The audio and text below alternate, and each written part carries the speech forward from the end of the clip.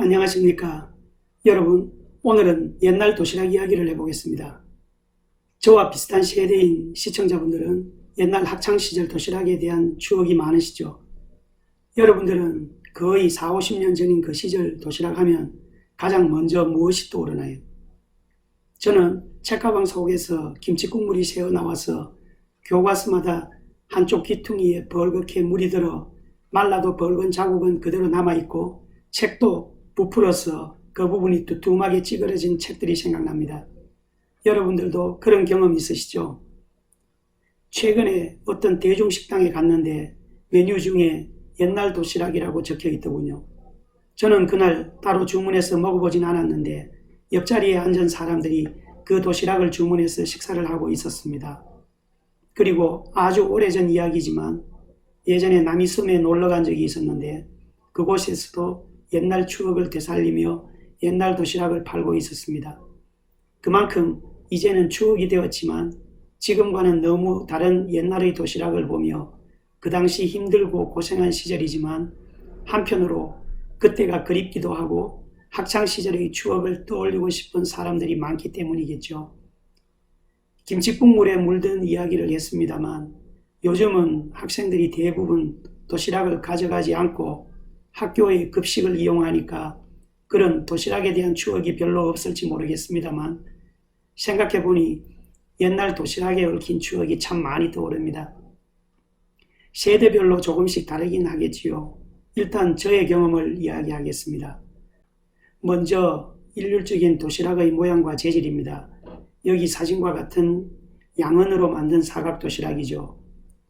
초등학생들이나 중고등학교 여학생들은 두께가 좀 얇고 모서리가 둥글게 생긴 작은 도시락이었고 남학생들은 두껍고 각진 사각형의 이런 큰 도시락을 가지고 다녔죠.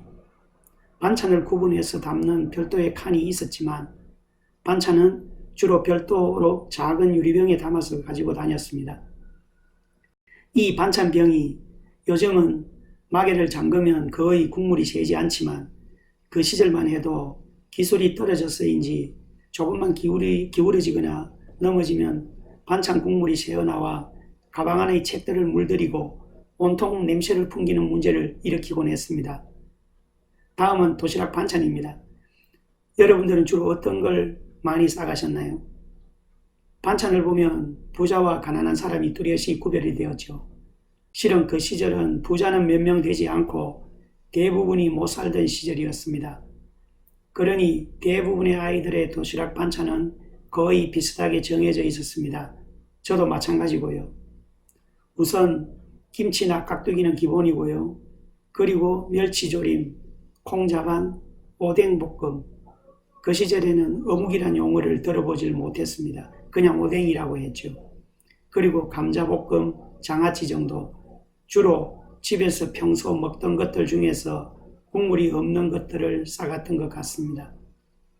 물론 몇 끼 이렇게 여러 가지를 가져간 게 아니고 기본 김치에 이 중에서 한 가지 추가해서 두 가지 정도를 가져간 거죠. 그런데 부잣집 애들 반찬의 대표적인 것이 있었죠. 바로 옛날 동그란 소시지 겉에 계란 입힌 소시지 전이었죠. 그 반찬을 보며 정말 먹고 싶고 부러워했던 기억이 납니다.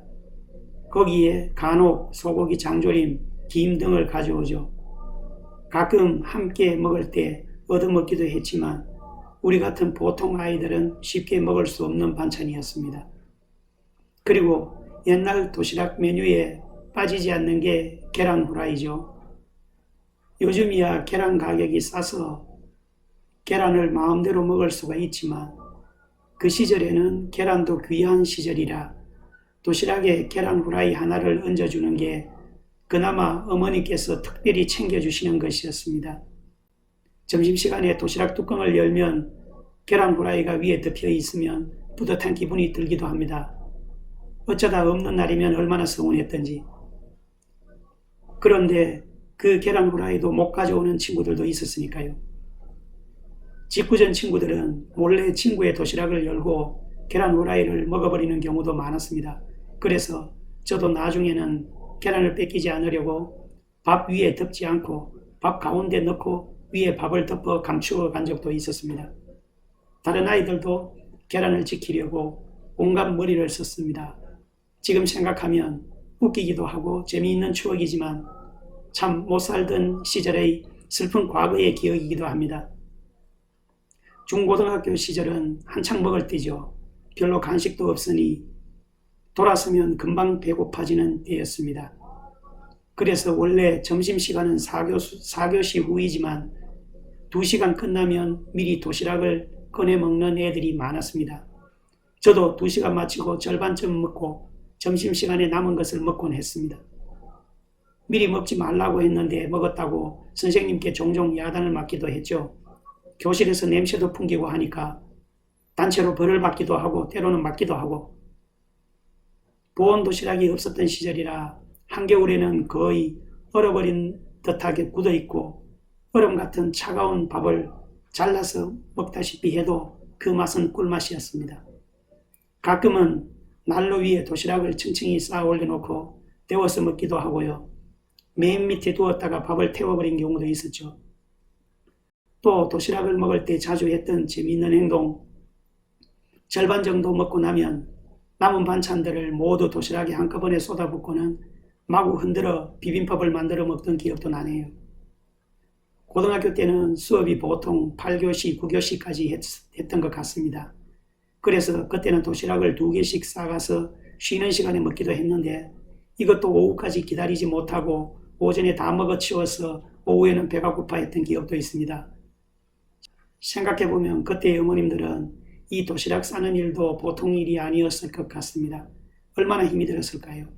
그때는 자식들도 서너 명 정도가 보통이었으니까요. 우리 집도 3형제니까 어머니께서는 매일 도시락을 6개씩 싸야 했습니다. 그때의 어머니들께서 힘드셨던 이야기를 하려면 또 끝이 없겠죠. 그 이야기는 또 다음 기회에 하기로 하고 오늘은 이렇게 학창시절의 옛날 도시락에 얽힌 추억을 한번 떠올려 보았습니다. 영상 잘 봐주셔서 감사드립니다. 다음 영상에 또 재미있는 이야기로 찾아뵙겠습니다. 감사합니다. 빼꿈TV였습니다.